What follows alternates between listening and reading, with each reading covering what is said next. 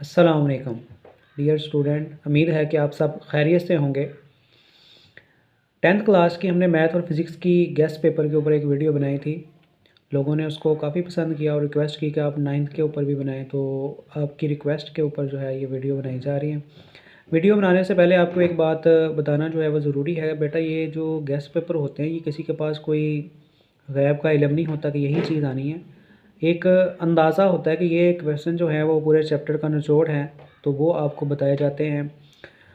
इनका मकसद ये होता है कि लास्ट टाइम पे जब आप पूरी तैयारी मुकम्मल कर चुके हैं, तो एक दफ़ा जब जाते हुए इन क्वेश्चन को आप देख जाएं, तो आपका पूरा चैप्टर जो है वो रिवाइज़ हो जाए, पूरी एक्सरसाइज जो है वो रिवाइज़ हो जाए। और जो पेपर बनाने वाला है, पेपर सेटर है, वो भी इसी चीज़ को मद्देनज़र रखते हुए जो है वो पेपर बनाता है कि ये क्वेश्चन जो हैं वो पूरे चैप्टर का निचोड़ हैं। अगर ये बच्चे को ये आते हैं तो पूरा चैप्टर आता है, या पूरी एक्सरसाइज आती है, या पूरा वो वाला टॉपिक आता है। तो ये इस नज़रिए से गैस होते हैं। बाकी किसी के पास जो है वो कोई ऐसा इल्म नहीं होता कि वो आपको एग्जैक्ट बता दे कि ये वाला कर लें। तो चलिए वीडियो स्टार्ट करते हैं। पहला चैप्टर जो है उसमें से 2 डेफिनेशन जो हैं वो अक्सर पेपर में आती हैं। ये जो मैट्रिसेस या कालब से मुतल्लिक़ डेफिनेशन है, ट्रांसपोज़ है कालब का, इक्वल मैट्रिसेस हैं, डायगोनल मैट्रिक्स है, स्केलर मैट्रिक्स है, आइडेंटिटी मैट्रिक्स है। इनमें से एक डेफिनेशन जो है वो लाज़मी तौर पे पेपर में शामिल होती है।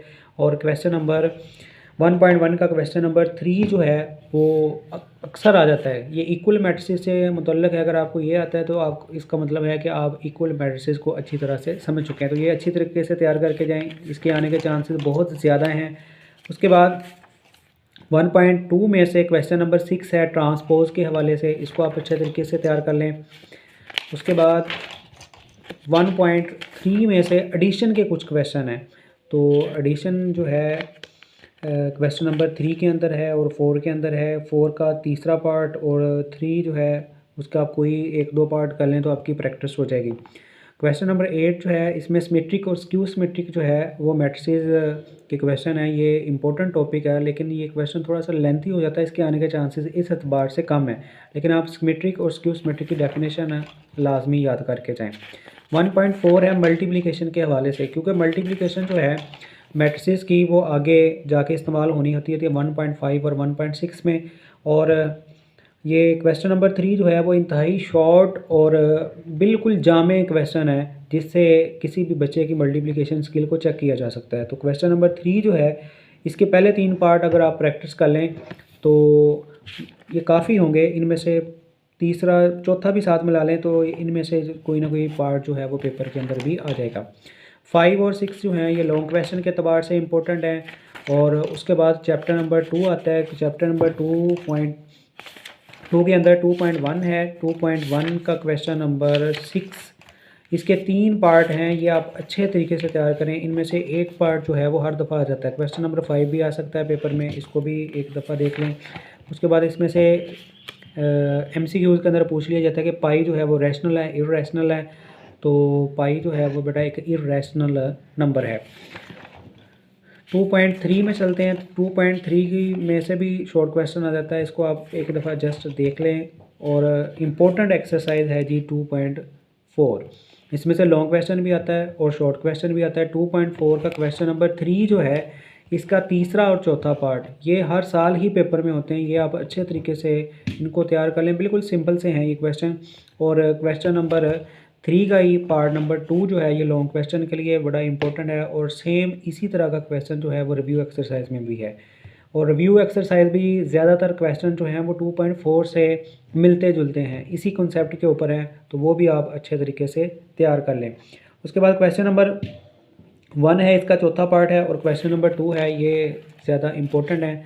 2.5 जो है वो इमेजिनरी नंबर से मुतल्लिक़ है। इमेजिनरी नंबर जो है इसमें पहली दफ़ा कॉन्सेप्ट आता है 9th क्लास में। तो इनिशली वो बिल्कुल माइन्यूट सा कॉन्सेप्ट पूछता है। इसमें से क्वेश्चन नंबर 1 का पार्ट नंबर 2, 4 और 5 और कभी कभी 6 भी आ जाता है, लेकिन ये ज़्यादा इंपॉर्टेंट है। 4 और 5 जो है ज़रा टोटली डिफरेंट क्वेश्चन है, तो ये लाजमी आप तैयार करके जाएँ।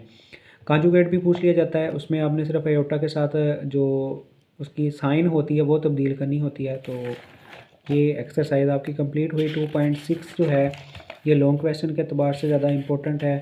तो इसमें से अगर शॉर्ट आए भी तो दूसरा जो है क्वेश्चन इसमें से पूछ लिया जाता है दूसरे क्वेश्चन, और तीसरे का तीसरा पार्ट जो है ये ज़्यादा इम्पोर्टेंट है। आगे चलते हैं जी। रिव्यू मैंने पहले बताया कि इसको अच्छे तरीके से तैयार कर लें, इसमें से क्वेश्चन आने का काफ़ी ज़्यादा चांसेस होते हैं। 40% पेपर जो है वो आपका रिव्यू एक्सरसाइज में से बनना होता है। 3.1 इसमें साइंटिफिक नोटेशन है और ऑर्डिनरी नोटेशन है। ये आपने फिज़िक्स में भी पढ़ी हुई है, और इनमें से एक टाइम को जो है साइंटिफिक नोटेशन आ जाती है, दूसरे टाइम को ऑर्डिनरी नोटेशन आ जाती है। तो इसके लिए मैं पहले सवाल का आपको 7वां और 9वां पार्ट जो है वो रिकमेंड करूँगा, और दूसरे सवाल में से दूसरा और चौथा पार्ट। चलें जी, अगली एक्सरसाइज है 3.2। 3.2 जो है वो शॉर्ट क्वेश्चन के लिए पूरी एक्सरसाइज ही इंपॉर्टेंट है, लेकिन स्पेशली इसका क्वेश्चन नंबर 4 और 6 ये ज़्यादा इंपॉर्टेंट है। 4 और 6। 3.3 जो है इसका क्वेश्चन नंबर 2 है, और क्वेश्चन नंबर 4 का सेकंड पार्ट है, क्वेश्चन नंबर 5 का थर्ड और 5 पार्ट है, 5th पार्ट है। ये अच्छे तरीके से तैयार कर लें। उसके बाद 3.4 आ जाती है, इसमें से लॉन्ग क्वेश्चन आना होता है। तो इसमें से आप जो प्रैक्टिस के लिए क्वेश्चन नंबर 1 का पार्ट 5, 7 और 8 कर लें, तो ये एक्सरसाइज जो है वो आपको अच्छे तरीके से तैयार हो जाएगी। 3.4 से मुतल्लक जो है वो एक बात आपको मज़ीद बतानी थी कि इससे पहले 3 एग्जाम्पल हैं। 3.4 से पहले 3 एग्जाम्पल हैं, तो तीसरी एग्जाम्पल जो है वो अक्सर पेपर में आ जाती है।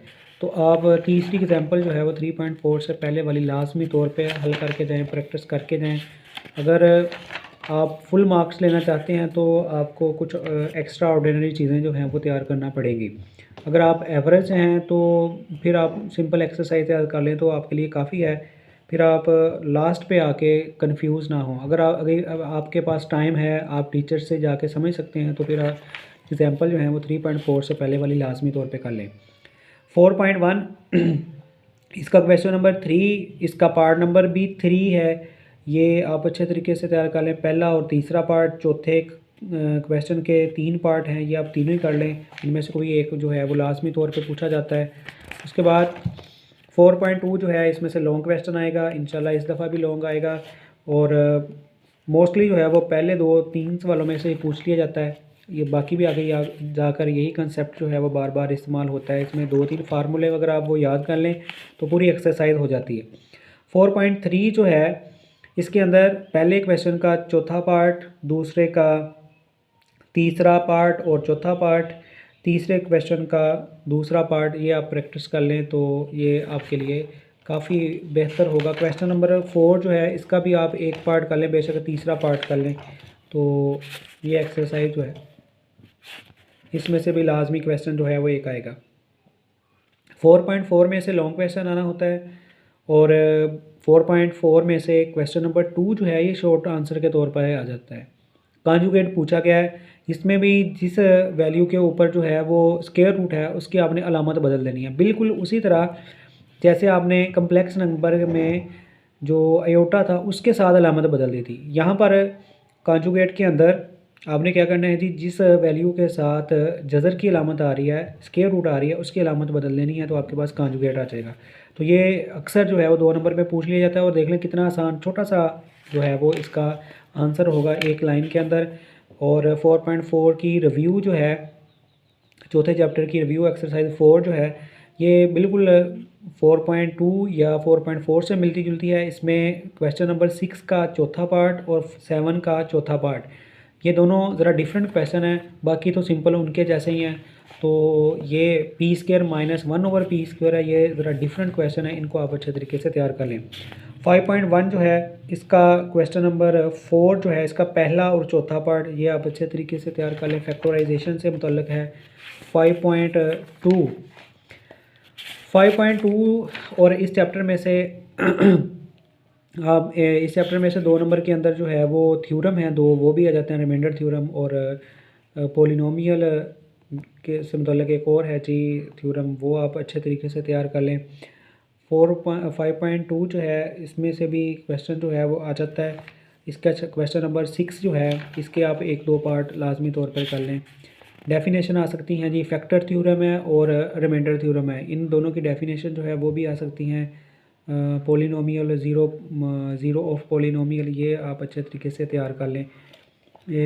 5.3 में से कोई एक पार्ट जो है इसका पहले सवाल का वो लाजमी आप करके जाएं, क्योंकि ये रिमाइंडर थ्योरम से मुतल्लक है। 5.4 जो है ये लॉन्ग क्वेश्चन है, तो इसमें से भी लॉन्ग क्वेश्चन आएगा, लेकिन उम्मीद है कि इससे पहले ही लॉन्ग क्वेश्चन जो है वो कहीं से आ जाएगा। चैप्टर नंबर 6 जो है इसके अंदर HCF और LCM जो है वो पूछे गए हैं। HCF और LCM जो है इन दोनों की डेफिनेशन जो है वो आप अच्छे तरीके से तैयार कर लें, और ये इनका एक रिलेशन है जी। LCM और HCF को जब मल्टीप्लाई किया जाता है तो ये दो जो आपके पास पोलिनोमियल होती है उसकी प्रोडक्ट के बराबर होता है। ये रिलेशन जो है वो काफ़ी ज़्यादा इंपॉर्टेंट है और आगे एक्सरसाइज के अंदर जो है वो इस्तेमाल भी होता है। उसके बाद 6.3 आ जाती है। 6.3 के अंदर जो है वो लॉन्ग क्वेश्चन आता है। तो हमारे 6 चैप्टर जो हैं वो कंप्लीट हुए। आगे चैप्टर नंबर 7 से लेकर 17 तक जो है वो हम अलग से वीडियो बनाएंगे, और उनके अंदर जो है जो सब क्वेश्चन होंगे वो प्रैक्टिस के लिए नहीं होंगे, क्योंकि उनके आने के चांसेस 75% होंगे जो आपको बताए जाएंगे।